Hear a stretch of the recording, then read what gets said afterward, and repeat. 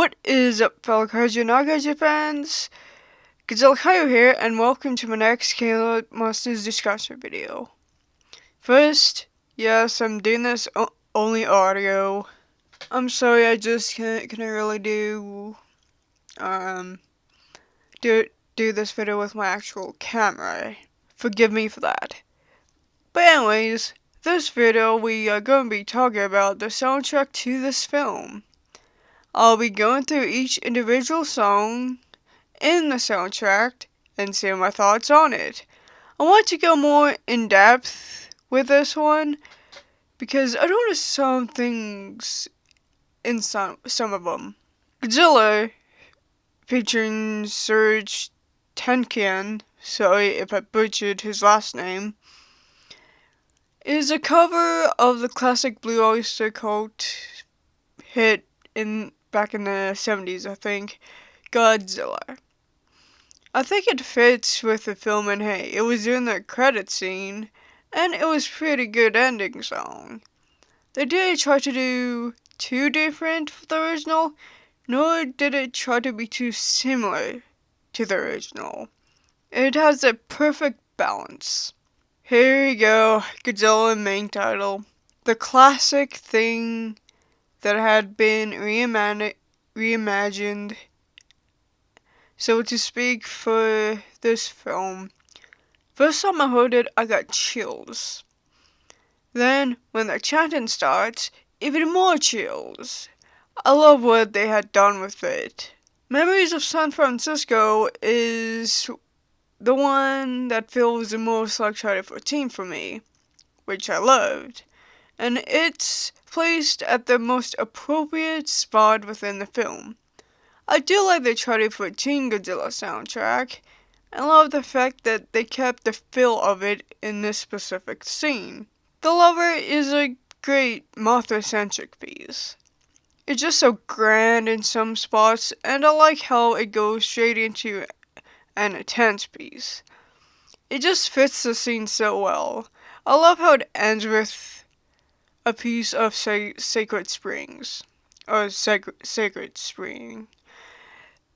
Correct me on which is the actual title. Welcome to Monarch. This was one of the reasons for me wanting to do this type of video. Some sections of it reminds me so much of Mechagodzilla's theme and Kiryu's theme. I'm not sure why, but it just does. It has that feel or sounds. I'm probably the only one who hears it, but who knows? Outpost 32 goes straight into it, and then when the chanting starts in an ominous way, you know that something's there that can destroy everything if it wanted to. Then, when it goes into the rest of the music, and it's just a grand piece before it starts to sound like a race against whatever. Icebreaker is pretty much lets you know that whatever the thing is coming, and it's not going to be happy. I can't picture this one in a modern Toho production, if I'm honest. It just kind of sounds like something Toho could throw in a future film. I love the ending to this one too, and then how it fades away. Rise of Godzilla has the ominous beginning that really sets it. When the chanting starts, you know that you are looking at a creature that had destroyed other worlds and civilizations. Then it goes into the part of the music that I swear sounds like a revamped version of one of the King Ghidorah's themes from the past. I'm not sure which, if it's actually true, or if my mind is just playing tricks on me. Old Rivals is one of the tracks I heard when it went live a month or so before the film came out. You can hear the build up, and then BAM! It starts, and the chanting starts. Then we have a first listen to the proper Godzilla theme in the film. It tapers off, and then it swells before it starts. This is quite a good initial meeting between the two kaiju. Titans.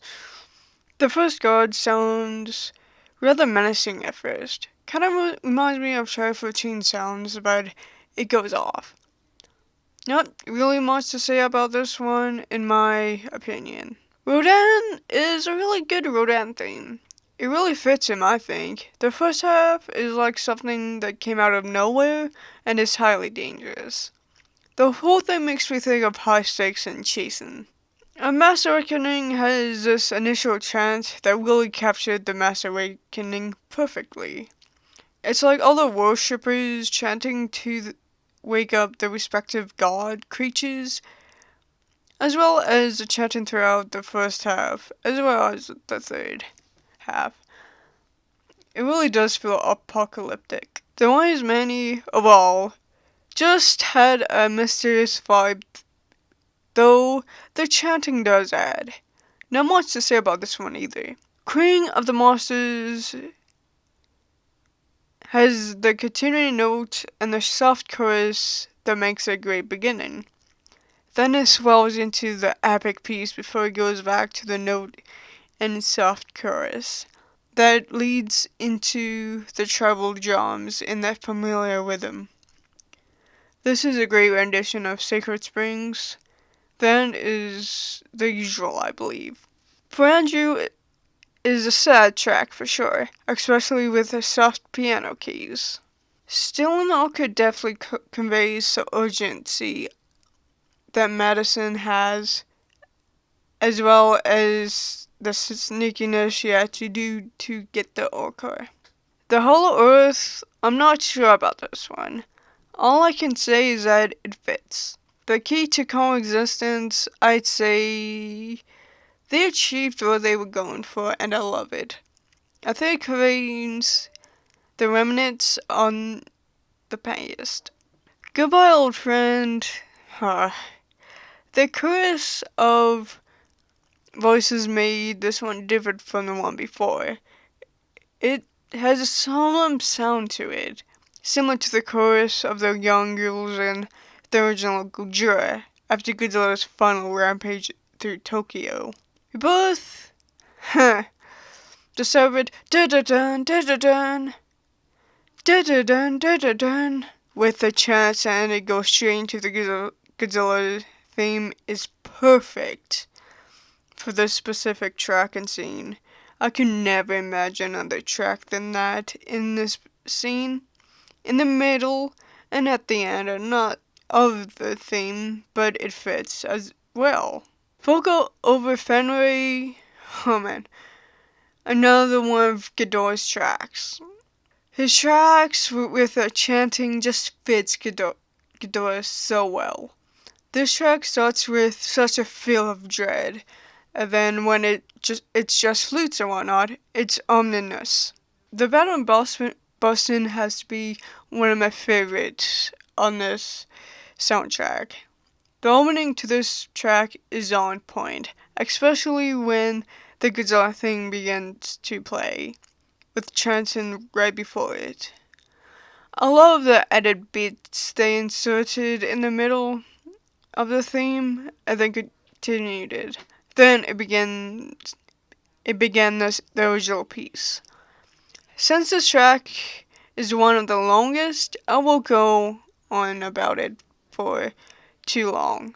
Though I will say that the transition between original pieces and themes are on point. I also love how it ends with Mothra's theme. Redemption is a nice track that goes well with the scene and by itself. It really evokes redemption and sacrifice. To me at least. King of the Monsters is a very good original track, especially paired up with the scene. Some parts towards the end gave me G 2014 feel. I absolutely love the ending being the ending of Godzilla's theme. It fits with the harmony of the human voices. Ghidorah's theme, similar to the previous track, Rise of Ghidorah. It does have its differences, I think. It really fits Ghidorah. Mothra's song was the one thing I was curious about. How would they do it and not have it be cheesy? Well, they did it. It's not cheesy at all, and I think I might even prefer this one to the original, even if they would have put singing in it. Well, guys, that's my thoughts on every track on the soundtrack of Godzilla King of the Monsters. Remember to like this video, subscribe for more content, and comment down below to let me know what you guys want to see next. Make sure to follow me on Twitter to get updates to any other videos I'm working on. This is Godzilla Kaiju signing out.